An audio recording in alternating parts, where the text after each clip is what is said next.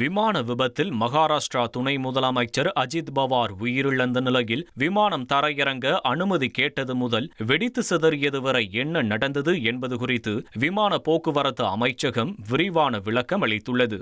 பாரமதி ஒரு கட்டுப்பாடற்ற விமான நிலையம் என்ற நிலையில் காலை 8:18 மணிக்கு மகாராஷ்டிராவின் பாரமதியுடன் விபத்திற்குள்ளான விமானம் தொடர்பு கொண்டுள்ளது.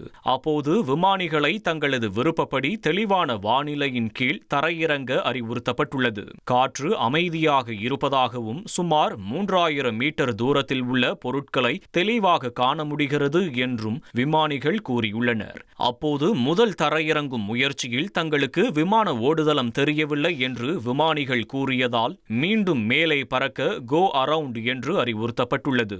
சில நிமிடங்களுக்கு பிறகு விமானிகள் மீண்டும் அழைத்து தற்போது தங்களுக்கு விமான ஓடுதளம் தெளிவாக தெரிவதாக தெரிவித்துள்ளனர். இதனைத் தொடர்ந்து இரண்டாவது முயற்சியில் 11வது ஓடுதளத்தில் காலை 8:43 மணிக்கு விமானத்தை தரையிறக்க விமானிகளுக்கு அனுமதி வழங்கப்பட்டுள்ளது. ஆனால் விமான கட்டுப்பாட்டு அறை கூறியதை விமானிகள் திருப்பி கூறாததால் விமான கட்டுப்பாட்டாளர்கள் கூறியது விமானிகள் நன்கு புரிந்து கொண்டார்களா என்பதை உறுதி செய்ய முடியாத நிலையில் நிமிடத்திற்குள் 8:44 மணிக்கு விமான ஓடுதளத்தில் விமானம் விழுந்து நொறுங்கி விபத்தில் சிக்கியதாக விமான போக்குவரத்து அமைச்சகம் விளக்கமளித்துள்ளது. 1,26,00,000 மனங்களை வென்ற தந்தை டிவி யூடியூப் சேனல். தவிர்க்க முடியாத தம்ப்நெயில்ஸ், கலக்கலான கான்டென்ட்ஸ்.